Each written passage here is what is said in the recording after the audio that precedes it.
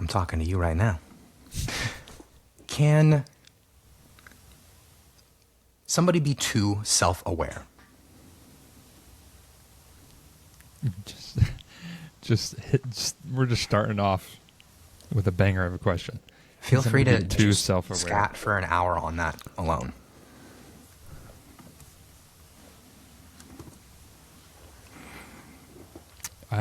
I don't believe somebody can be too self-aware, but I believe that self-awareness without the ability to self-regulate or even co-regulate, which we can talk about what that means, is, I'm not going to say useless, but close to it.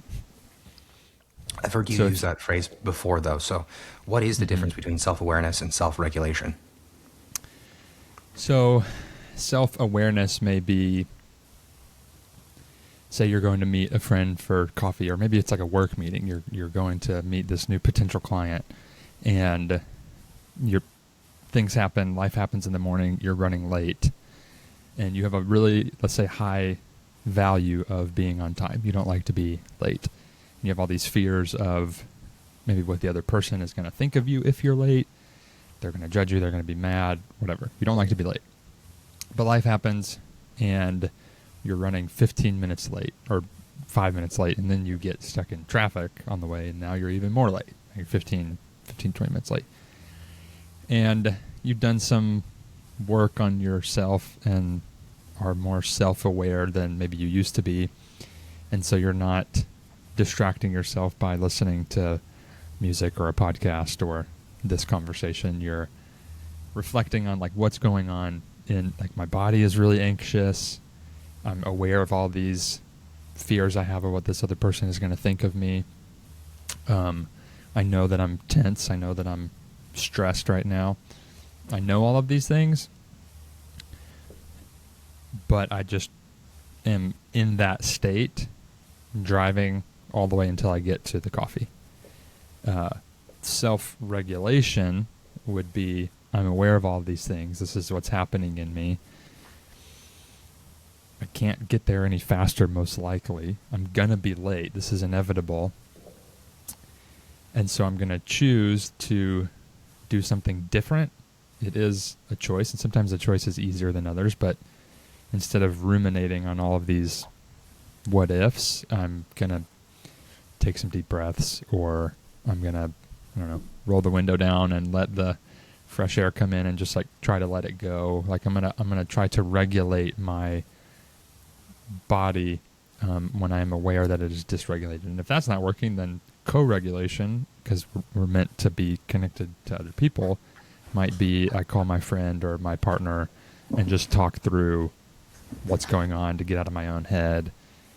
Have somebody remind me. Like if I'm in a place where I can't remind myself of what's true, or if I'm trying to and it's not sticking, I'll call a friend because I know they're going to be, if it's a safe friend, I know they're going to be able to remind me things that are true that might penetrate my psyche a little bit more. So that's what I mean by being aware of, knowing that I'm anxious and that I'm afraid of being late as being self-aware. But if I'm just self-aware of that and then I just drive to the coffee and I stay in that anxious state the whole time, nothing's really changing. My guess is therapists are pretty good at building the language for their clients' self-awareness. Mm-hmm. How much better of a job could therapists do on that regulatory front with their clientele? Like how could they help them regulate better, like in session? Is that what you mean? Is there any room for improvement with therapists and how they help their clients self-regulate?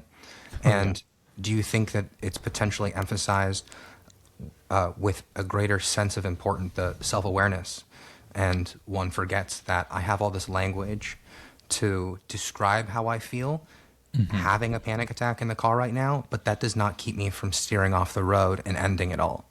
Where do therapists come into play there?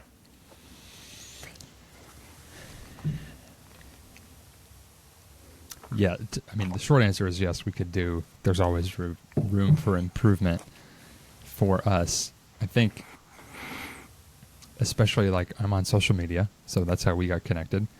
And there's so many therapists that are on social media that are discussing or putting language to, like you said, these things that could, about our mental health, emotional health, and trying to fit these very complex, nuanced topics into a 60 or 90-second reel, and then acting as if you watch this 60 or 90-second reel, then it will be the thing that helps you. Like, if you just do what I'm telling you to, it's going to help you not veer off the road.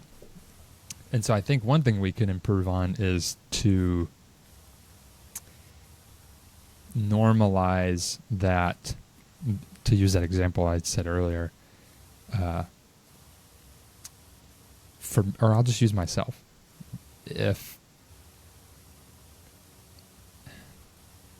the likelihood of me being aware of what's going on and then choosing the healthy next step is, I mean, it's different given whatever is going on in life, but it is not perfect, nor is it near close to perfect. I'm a big believer that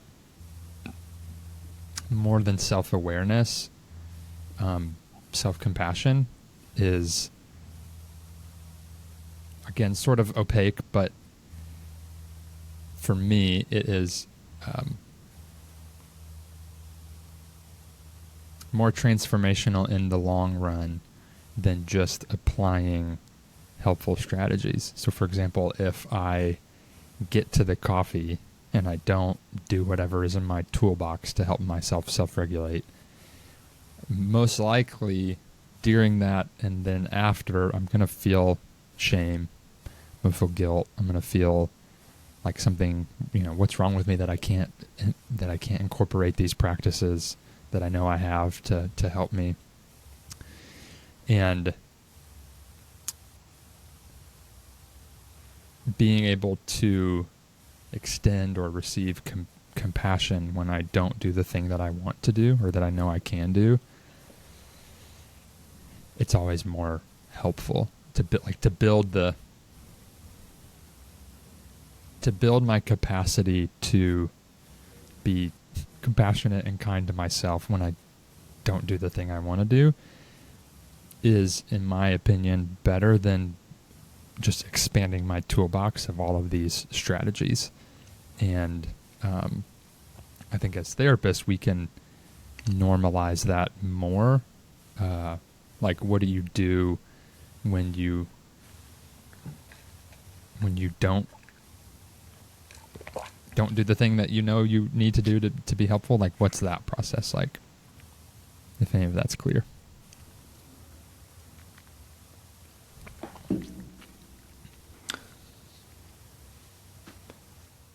It all sounds good.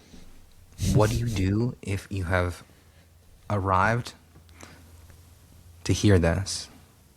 Building habits that are entirely predicated on a internal voice of criticism that is leading you towards growth, ambition. How do you reroute that to compassion then? If the only locus of control that I have is the whip that I have in my hand, constantly lashing me on the back. Yes, I love this. I'm really glad you asked that question.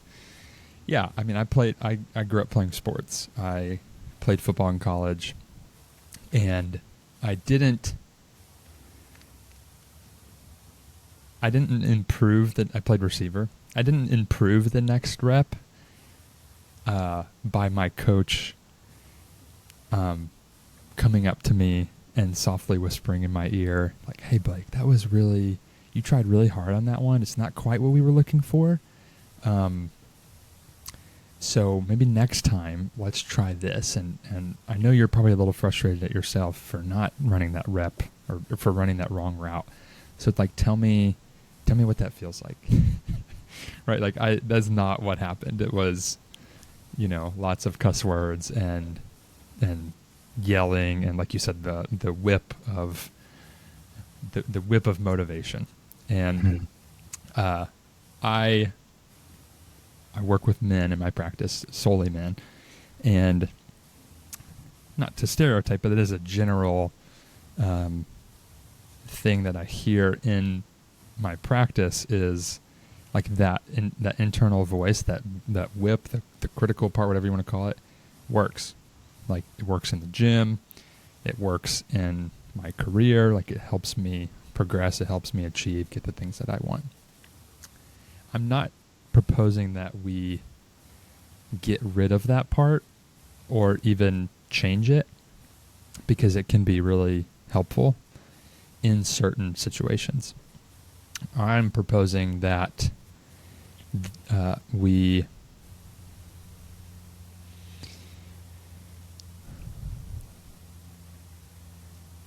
like I have 2 young kids, and there are moments with my kids where I need to be a little bit more direct, clear, not harsh, but like, in that realm. And there are other moments where I need to be way softer and kind and ask questions and just let them tell me about how shitty it is without trying to correct it or motivate them to do something different.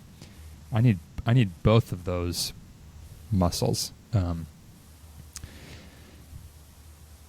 lot of the men that I work with have the critical whip muscle. It's like those are the guys that only do upper body and they never work on their legs. And it's a little off balance. They look a little funky. So it's not about getting rid of one. It's about like learning to develop the other one and know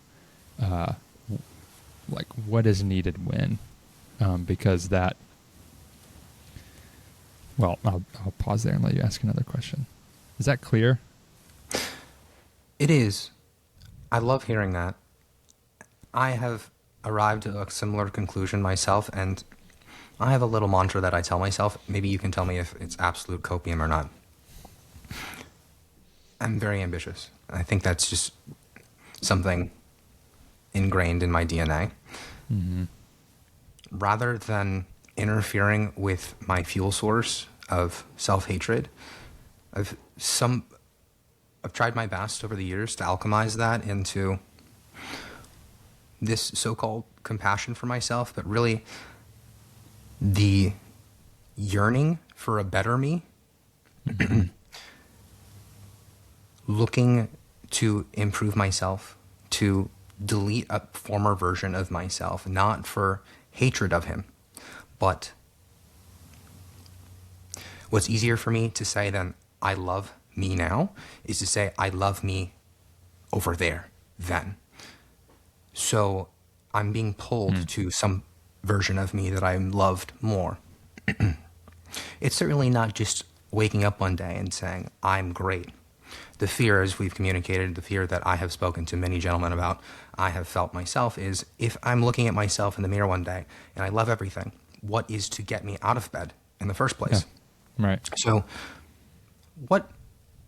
to what level of healthfulness can we say is that strategy to say, okay, Mr. Therapist, I can't just love myself immediately, but I can not hate myself now by loving my future self more.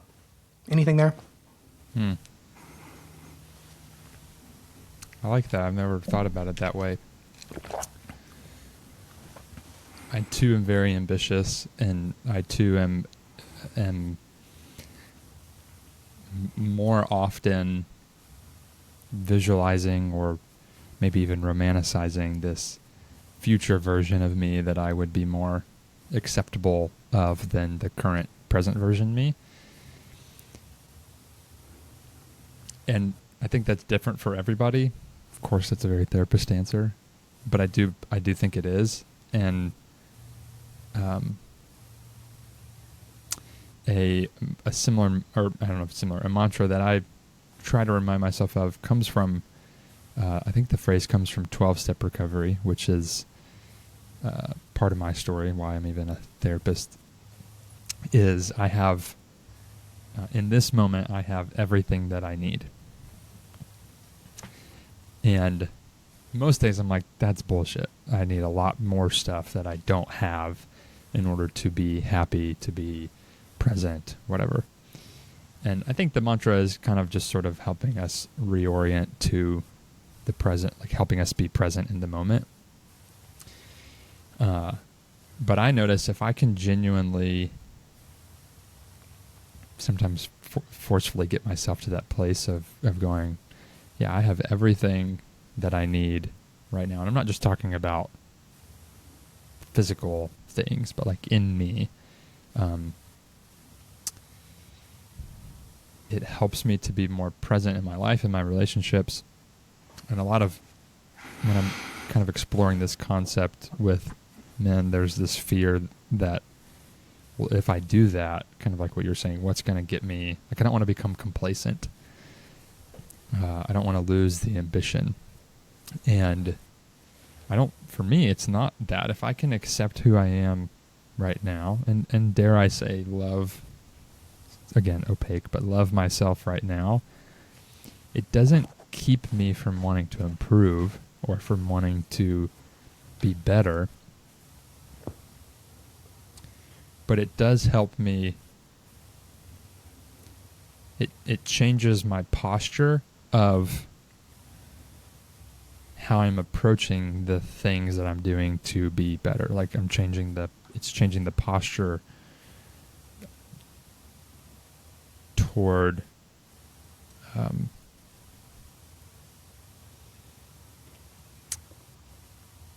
I'm not fully reliant on whatever I'm achieving or whatever I'm hopeful to achieve. I'm not relying on that thing, be it money, career, body fat percentage, like whatever. I'm not relying on that thing to fulfill me. It's just like I accept myself as I am right now in general, and there's a lot of things that I want to get rid of that aren't helpful, that I don't want to accept. But it's this general, like, I accept myself, and I'm going to still try to achieve these things, but I'm not, I don't know, I'm not putting too much stake in those things for my self-acceptance, because I have done that, and then when I get those things, it like doesn't, now it's just like whatever the next thing is. Yeah. It's a very unteachable lesson. You have to have experienced it seems like, for myself. 100%. It's so much easier to talk about. More times I've arrived to my so-called destination and found out that this is not at all where I thought I would be. Yeah. I've gotten better at resetting my expectations early on. And I wonder if there's enough iterations of this point A to point Z journey that Z will be happiness. If there's enough times that you can go through that process, find out the arrival will not make you any happier, but also to make peace with you not needing happiness to be your North Star either. And I have yet to find any truth to the statement that I seemingly still operate by, that I need this self-flagellation to constantly be motivating me. If I remove that, I still achieve things. I still wake up. I adhere to the rituals that I've developed and the habits that have gotten me to be the man that I want, with a level of awareness that allows me to modify those along the way too. So I'm kind of in the moment having this realization of the lie that I have continued to tell myself, and I think a lot of people, men especially, do themselves, that in order to achieve, I must be operating from a place of lack to presume that I have any room for myself to fill up. You said in order to achieve. What did you say? I must be operating from a place of lack. It does seem that way. And you call that a lie? It's a helpful lie. Yeah, right. It's helpful.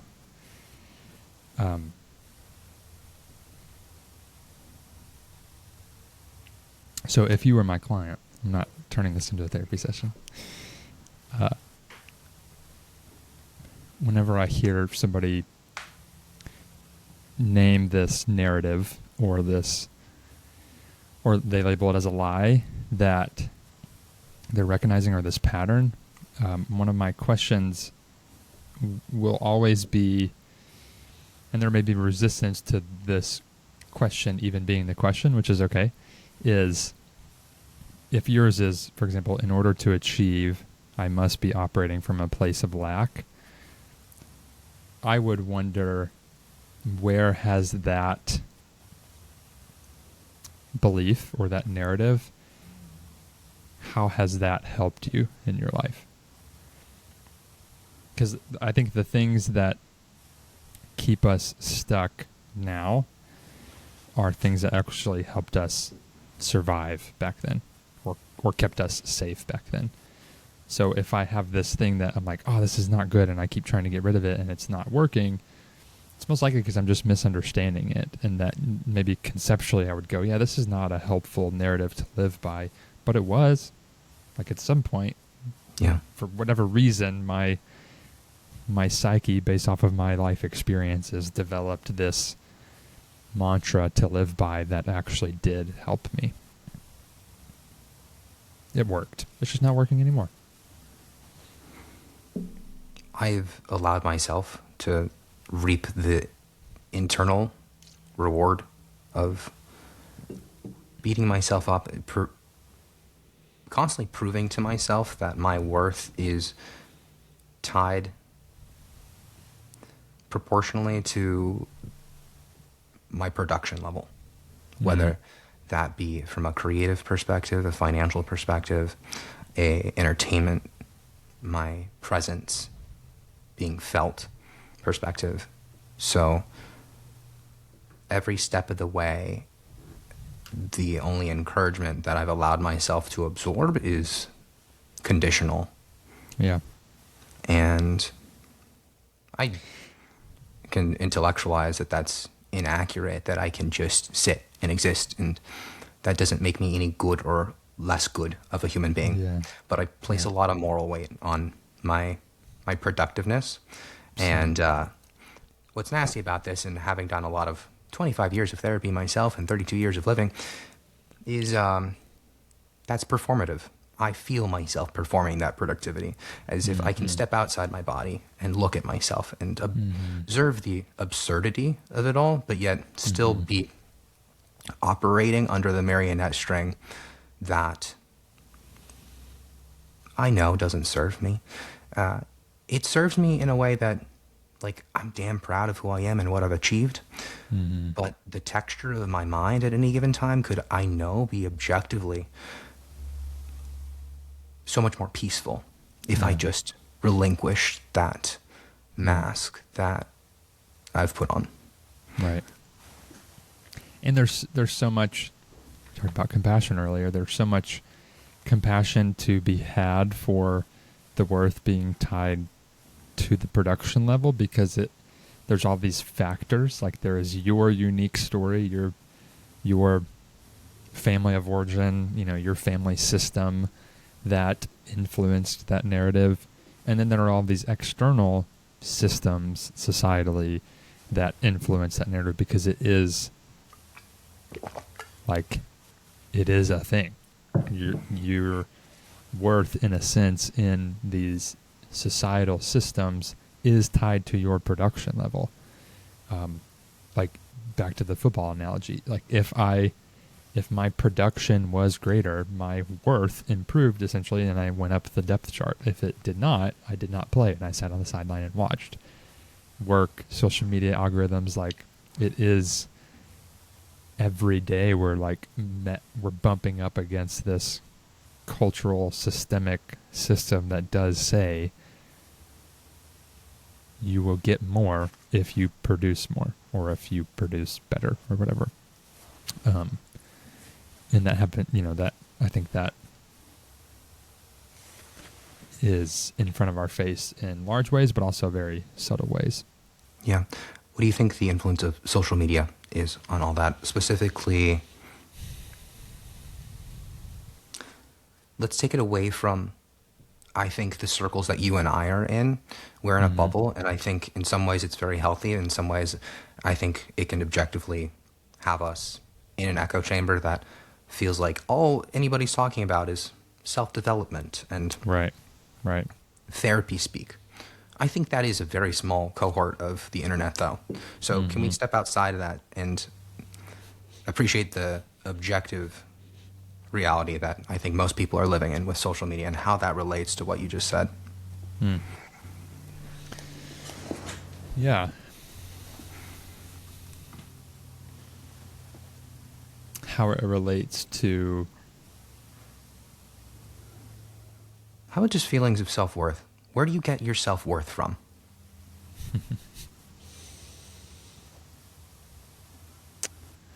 All the wrong places to start with. What would be a right place?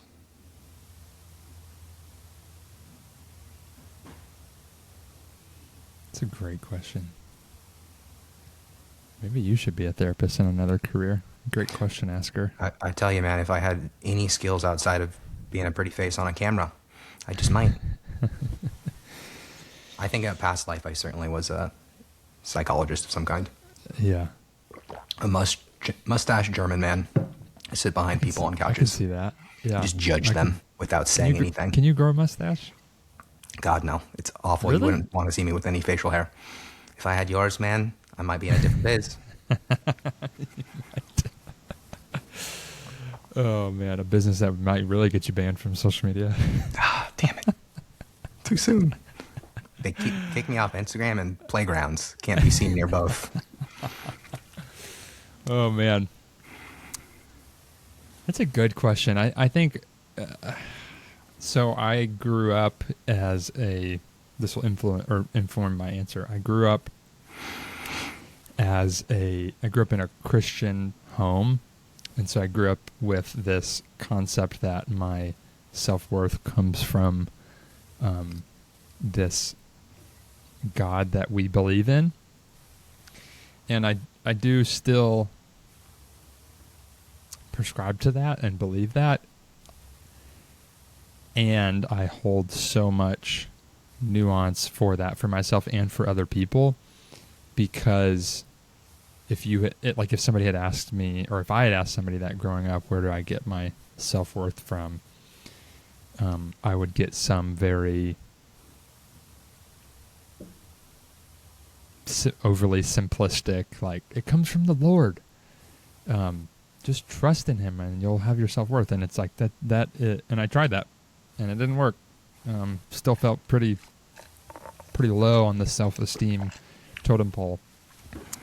And so I think for me, it comes from the higher power that I believe in and what I believe that higher power says about me.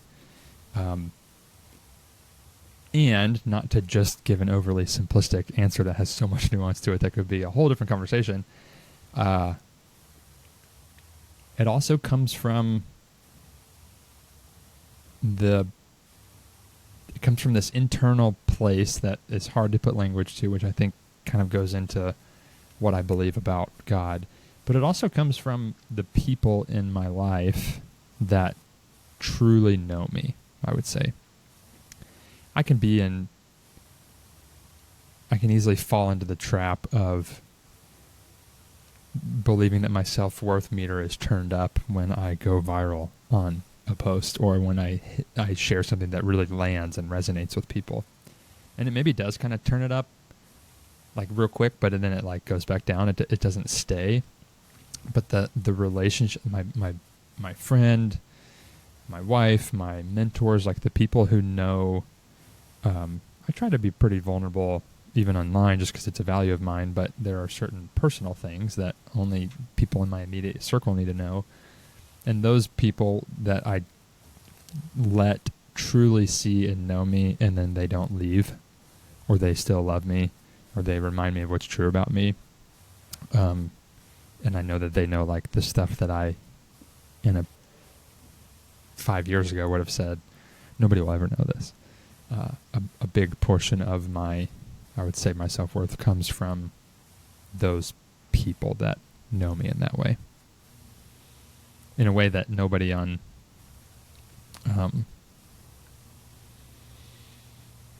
like even you, we met on Instagram, and we have started to develop a friendship, different type of friendship, texted, whatever.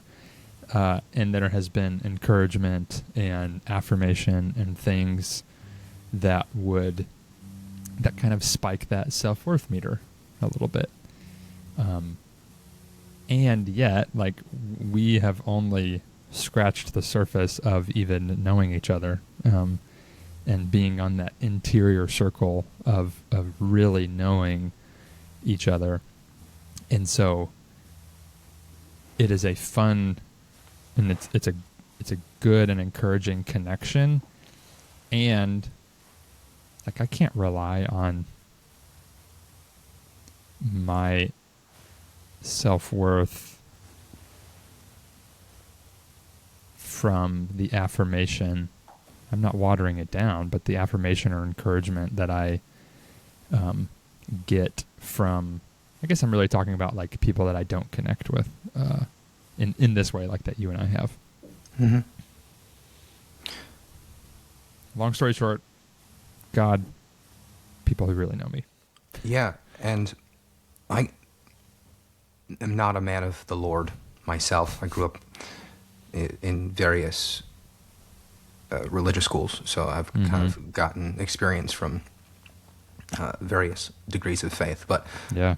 to a certain extent, I can probably appreciate the rationale behind that answer with a greater degree of passes the vibe check for me versus real one-on-one interactions with people. And the definition of God, all-knowing, omnipotence, he knows Blake, he knows Michael. So that does give me a great sense of worth, that I'm still existing, being this fallible flesh bag. What do you think gets in the way, though, of people having that same relationship with other human beings? Because just like social media, we can very easily hide who we are. Yep. With Yep. even the people that we see day to day, our husbands and wives and our deep friends. Yep. And I could see yourself getting into the same trouble, which is why I kind of have an issue with the arguments around novel forms of media. These problems have always existed. Right. Social media, I don't think, is any different than regular human interaction, because we're always just full of shit at the end of the day. Yeah. So what gets in the way of that with other people? Well, if we're presupposing that we are to develop our self-worth based on connections with a higher power and the loved ones around us, I would then want to maximize the amount of people that I'm connecting with. Yeah. Because more is more in that situation, Yeah, right? Right. Yeah. Yeah, and it's not more in the sense of like more friends will help expand your self-worth. Deeper friendships will. Yeah. I can help speak this way. expand 6 your years in a self-worth. relationship, and there is so far no depths that I can continue to dig deeper to form a more meaningful relationship with Erica. And Right. it surprises me every single time where it might be at the end of a tear-filled argument Mm-hmm. or a luxurious 3-day weekend getaway. Yeah. Yeah. Yeah. The connection that I have with another human being is endless. And that's proof to me that there Mm-hmm. is some kind of formula here Yeah. with what you're saying, but there's not a lot of people I have like that in my life. Yeah. Yeah. Yeah.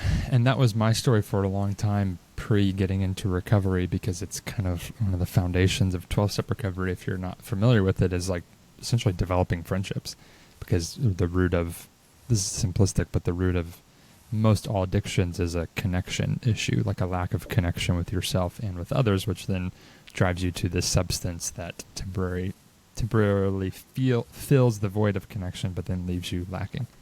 Anyways, this light coming in from these blinds is driving me crazy, but I can't do anything about it. I had a lot of friends. Nobody truly knew me. And now I have still a lot of connections, but like a couple really deep friendships that know all the nasty, messy stuff that I wouldn't want anybody to know. You said what gets in the way. I'll answer this just because I know we're getting close on time, or close to it. The stories that we make up are what keep us from those deeper connections. And it's so, I just believe in, there's so much nuance and complexity to everything. That's why I have a hard time giving like an answer. You know, trauma gets in the way, the lack of actual safe people who are able to care for you well, because they don't know how to care for themselves, like that gets in the way. But if you're somebody who already has connections with people, I would say it's the stories that we make up. And I'll use a quick client story as an example, because I've shared this before on our podcast. Gentleman, mid-40s, goes on this fishing trip every year with all of his buddies from college. They're all, older, have college-age kids now. They go every single year and have for the last 20. And this client is going through a really difficult time in his marriage, and we're doing some really like intense, trauma work in his early childhood. I'm intentionally being vague. Confidentiality. And he's getting ready to go on this trip, and I'm always like, if you come to me for therapy, you're either coming once a week or once every other week. That's a lot. However, it's really only 50 minutes every 7 days or every 14 days. There's a lot of stuff that happens in between there that you need to have people that you are like walking with, especially as you're doing this work. And so I'm just kind of talking with him about how he feels about letting his friends in on where he's at in his life, and the response was sort of like, sorry, like that's why I'm not going to do that. That's why I come to you. We're just going to go fly fish and eat good food and drink some bourbon. And so after a couple sessions of me helping him get up the courage to lean in and not knowing if he was going to or not, he came back to me next week or so after the trip and reported that there was probably 12 guys going, I think.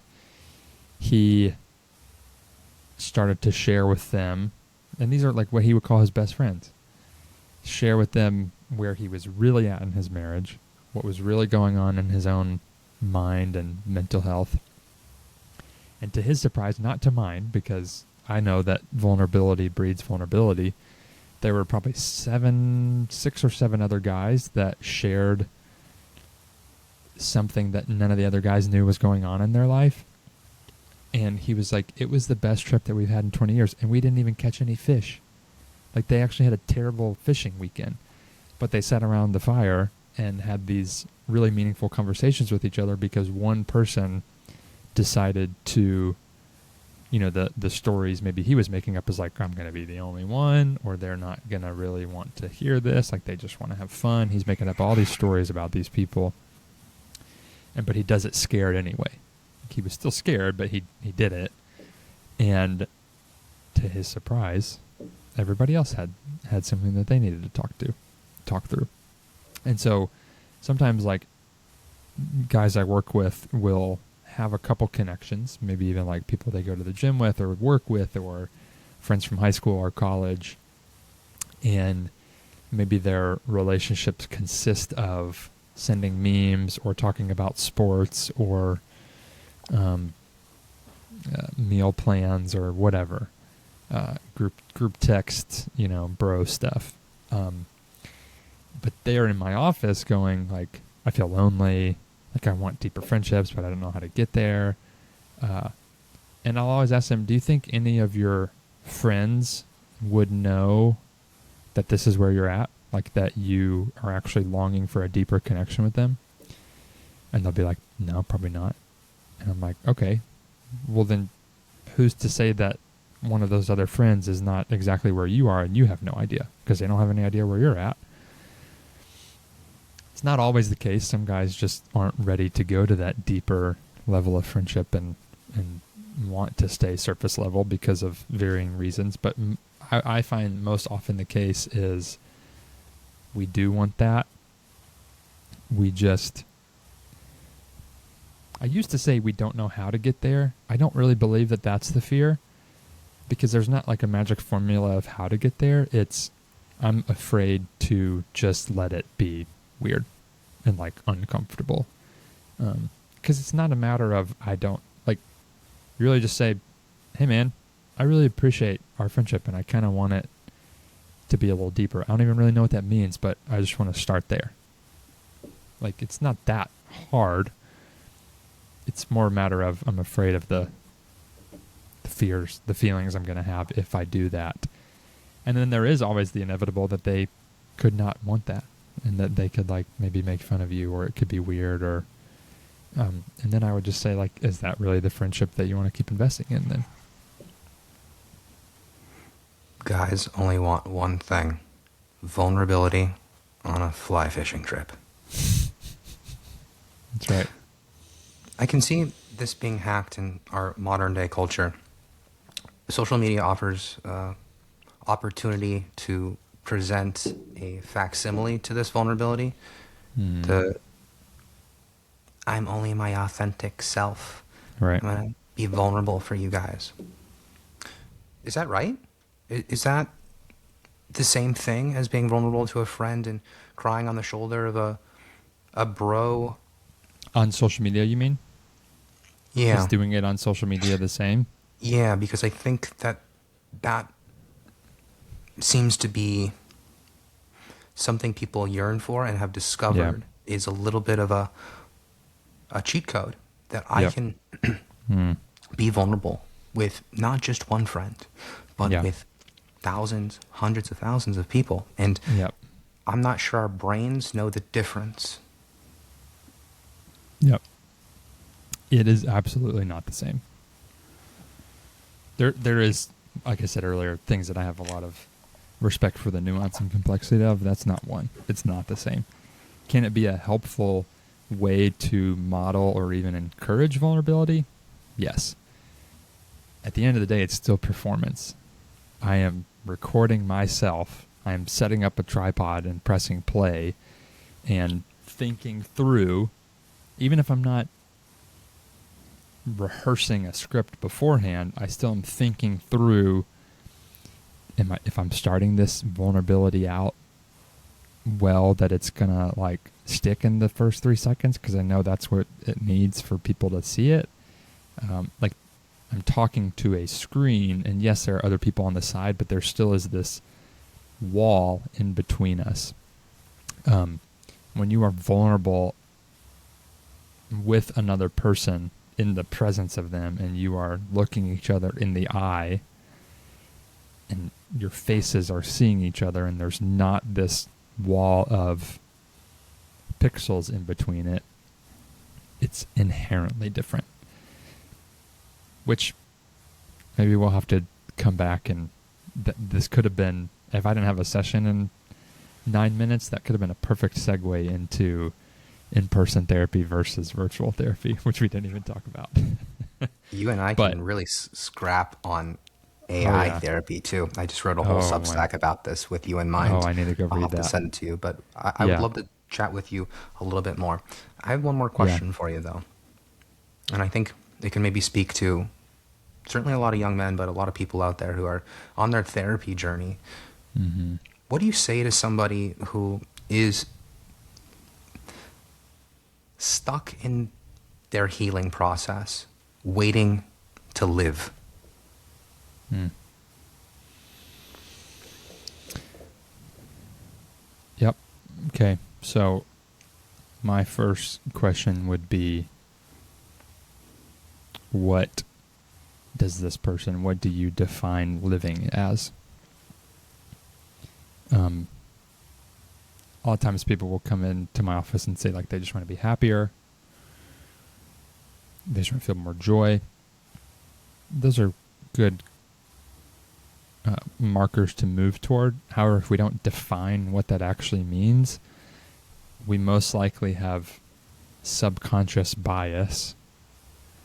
So it's just like things about what this is supposed to mean that is not in our conscious awareness about what that thing means, and that subconscious bias or the definition I have about it, what it means to really live may be unrealistic. And so it's maybe not a matter of I'm not living because the world is against me and I'm stuck in this theoretical quicksand that I can't get out of. But maybe it's what I think to live means is actually not a realistic definition. And maybe I actually am living, or there are opportunities around me to live that are actually right there in my hand. They're just outside of that boundary of my bias. So that's usually what I try to do, is like start by, let's really get clear on what I'm actually saying when I say I just want to live. Because if we have more clarity around that, then we have more to work with. Just like Blake I just want to Roberts. be I just want to be happier. Okay, well, if your definition of happy means to not experience discomfort, then you're gonna like forever not be happy, because it's not about that. It's about expanding the capacity to be with the discomfort. That's what helps make you happy. So hopefully that's a helpful answer. You're saying to find ways to enjoy discomfort. Mm-hmm. Yeah, we can do it. We do it. We enjoy the discomfort of working out. Most of us as men, we enjoy the discomfort of putting ourselves out there in our careers. Why can't we enjoy the discomfort? Well, I know why. It's more complex, but we can also enjoy the discomfort in emotions and in the context of relationship. No, I think there's a perfect one-to-one analogy with the way gym and mental health can relate, and it is a perfect way to end a very broy podcast with a meathead metaphor. I Love so it. appreciate your time, man. It's such a Yeah. pleasure to have you Yeah, man. therapize me for an hour. You got the address to send the bill to. Got So it.